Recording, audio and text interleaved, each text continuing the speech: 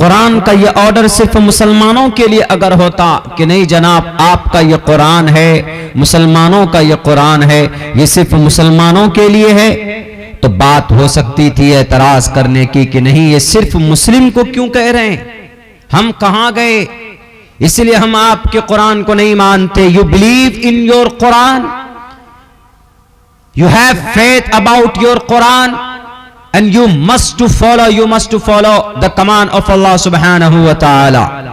आपका कुरान है, आप मानिए।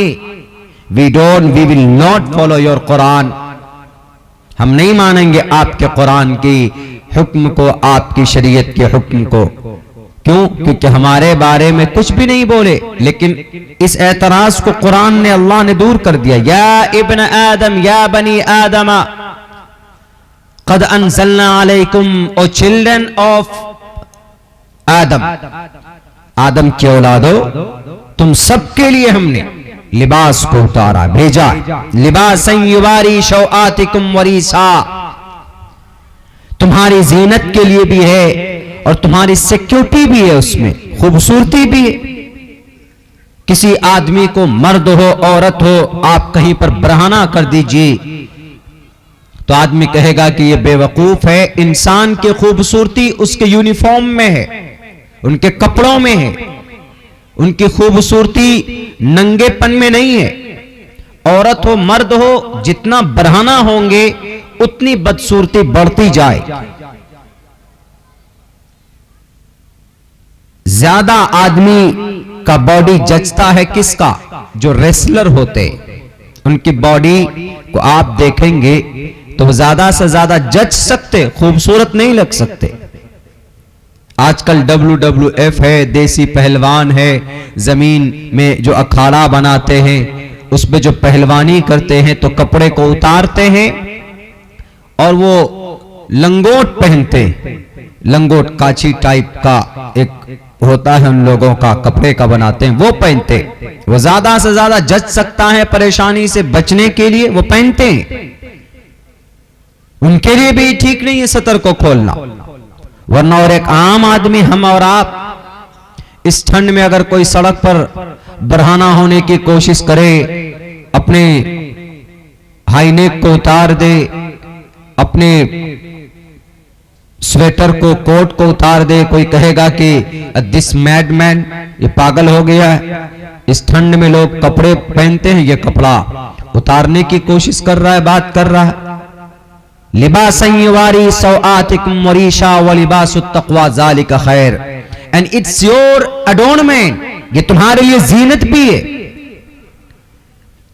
इस आयत को पढ़ने की जरूरत है उन नौजवानों को और उन स्कूल के, कॉलेजेस के एडमिनिस्ट्रेशन को, जो अपने आप को, उन अथॉरिटीज को पढ़ने की जरूरत है कि देखो कुरान हमारा है, लेकिन ऑर्डर सबके लिए। क्योंकि कुरान पर्टिकुलर मुस्लिम के लिए नहीं है, बल्कि कुरान इंसानों के लिए है, पूरी दुनिया की मानवता के लिए, पूरी दुनिया के इंसानों के लिए। और ऑर्डर इसका पर्दे का सबके लिए। लेकिन बात वहीं आती है ना कि आप जब अरबी पढ़ेंगे तो लोग यूं समझते हैं कि आपके अरबी के अंदर में भी जिहाद की बात कही जाती। आप जब कुरान की तिलावत करेंगे तो आप तो समझते हैं, आपका अकीदा है अल्हम्दुलिल्लाह कि हमें नेकियां मिलती, लेकिन दूसरे लोग क्या समझते हैं कि हमें मारने की बात कर रहा, हमें काटने की बात कर रहा। हालांकि उसे पता ही नहीं है कि इतना पवित्र कुरान है और इतनी अच्छी बातें गाइडलाइन की गई है पूरी दुनिया की मानवता के लिए, पूरी दुनिया के इंसान के लिए।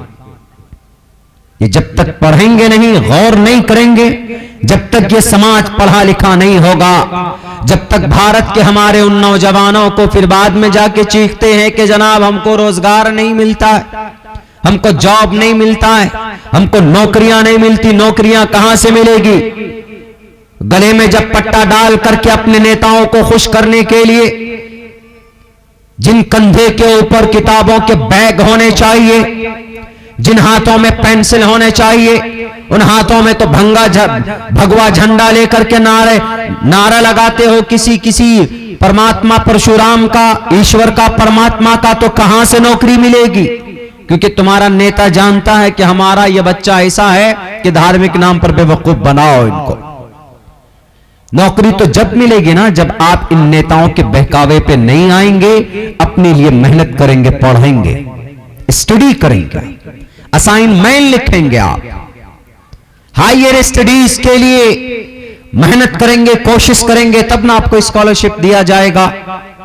उसके लिए तो मेहनत करते नहीं, बस इसको मुद्दा बना लो कि बेटी हमारी हिजाब में क्यों आई स्कूल, हम उसके लिबास को नहीं मानते, लिबास बुर्का पहनकर अंदर नहीं आने देंगे, हिजाब पहनकर अंदर नहीं आने देंगे। ये बातें हो रही और चल रही। अभी देखा होगा आपने, 1-2 दिन के अंदर एक बच्ची है छोटी सी, वो हिजाब पहनकर, हिजाब उसको बोलते हैं स्कार्फ, जो कवर किया होता अपने बालों को, उसको हिजाब बोलते, हिजाब। उसके पीछे माइक वाले ऐसे भाग रहे हैं, ऐसा लग रहा है कि जैसे वो कोई क्रिमिनल हो बच्ची। कैमरा वाला उसको एकदम बिल्कुल पूरे को कवर कर रहा।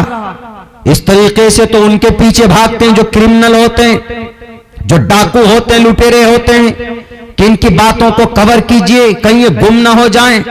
या बड़े बड़े जो करप्ट नेता होते हैं जिनके आगे पीछे बॉडी गार्ड्स होते हैं, Z+ सिक्योरिटी जो लेकर चलते हैं, उनको कवर करने के लिए लोग भागते हैं कैमरा लेकर। लेकिन मासूम सी बच्ची, कंधे पर किताबों का बैग है, बस्ता है, स्कूल पढ़ने के लिए गई तो उसको वापस कर दिया जाता। ऐसी गलत सोच, ऐसी गंदी सोच कि बच्चियां पढ़ने आती, आप सिर्फ हिजाब देखकर उनको निकाल देते हो। तुम्हारे कॉलेजेस, तुम्हारी यूनिवर्सिटियां बर्बाद हो जाएंगी अगर तुम्हारा ये मानसिकता, तुम्हारी ये सोच है कि हिजाब पहनकर आएगी तो बच्चियां तरक्की नहीं कर सकती। उठाओ तारीख, भारत के हमारे हिंदुस्तान के तिरंगा को डिजाइन करने वाली वो एक हिजाब और बुर्के वाली थी जिसका नाम सुरैया तैयब था।